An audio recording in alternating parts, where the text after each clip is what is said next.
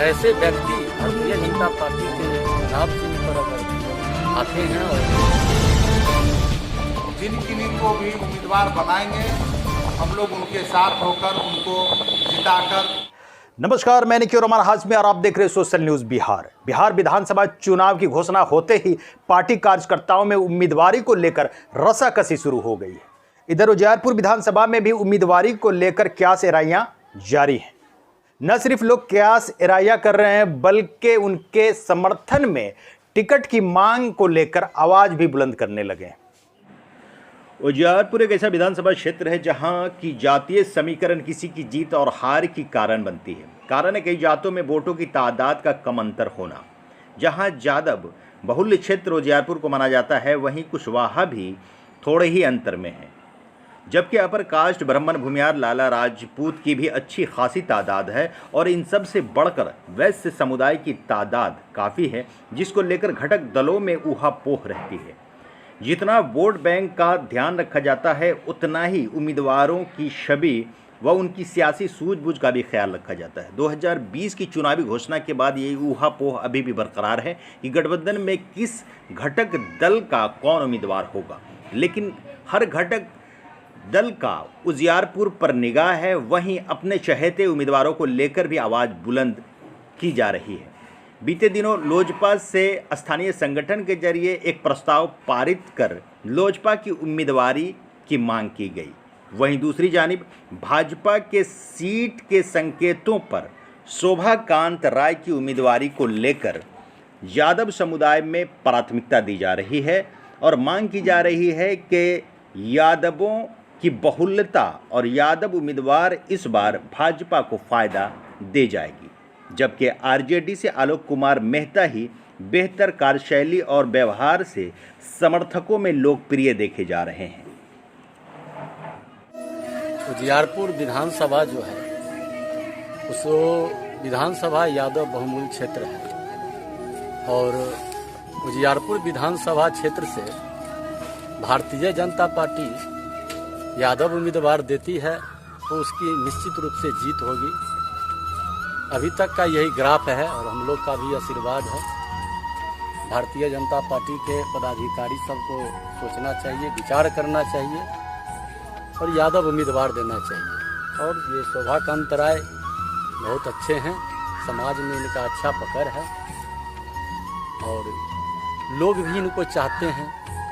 हर दिन दुखी के समय पर साथ आने वाले हैं, गरीबों के बीच रहने वाले हैं, गरीबों की दुख दर्द को जानते हैं। ऐसे व्यक्ति भारतीय जनता पार्टी के चुनाव चिन्ह पर अगर आते हैं और उजियारपुर विधानसभा से ये चुनाव लड़ते हैं तो इनकी जीत निश्चित रूप से होगी।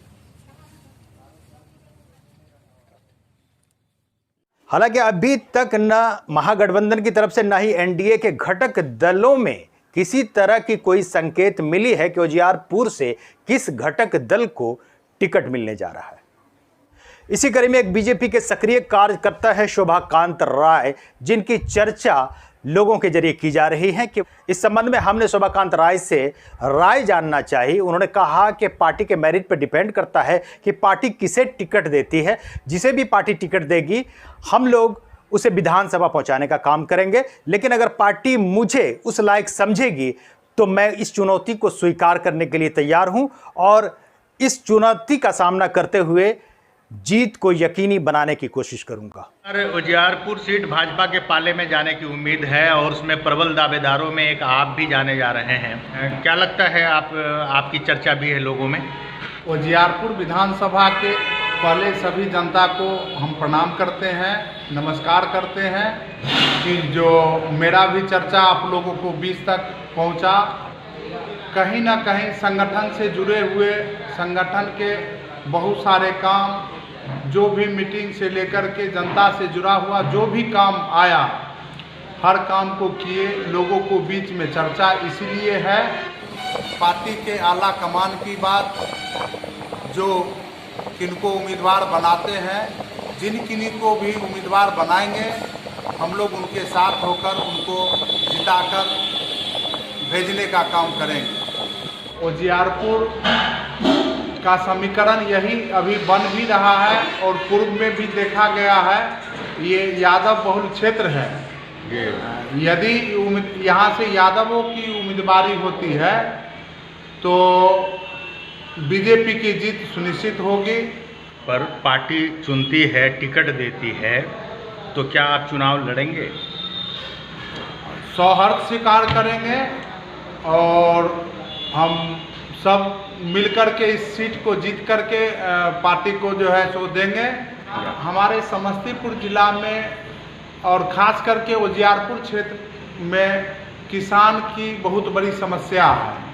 वह किसान जो है सो फल सब्जी का खेती जो है करते हैं, सीजनली सारा खेती वो करते हैं और उनकी जब खेती होती है, फसल उगने लगता है तो फसल बेचने के लिए उनको समस्या होती है। उचित दाम उनको ना करेंगे कि उनसे माल को खरीद करके उनका माल को स्टॉक करके और यहाँ से यातायात के साधन जिस मार्केट में अच्छी दाम मिलेंगे वहाँ तक उनका सब्जी पहुँचे, उनका फल पहुँचे और वहाँ उनको उचित मूल्य मिले। जिस किसानों के अलावा भी तो बहुत सारी समस्याएं हैं, बेरोजगारी है, नौजवानों का, खास करके जो नौजवानों का बेरोजगारी है उनके लिए, जो भी बेरोजगारी है उनके लिए कल कारखाना फैक्ट्री के लिए प्रयास करेंगे।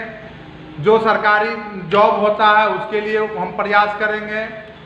और 1995 से लेकर के 2015 के बीच में 2005 में एक सील कुमार राय लोजपा से उम्मीदवारी उनको किया गया था और उस समय जेल में थे।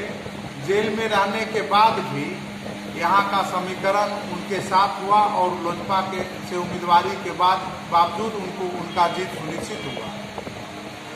इससे यह स्पष्ट होता है कि अगर यहाँ किसी भी यादव को उम्मीदवारी होती है तो जीत सुनिश्चित होगी।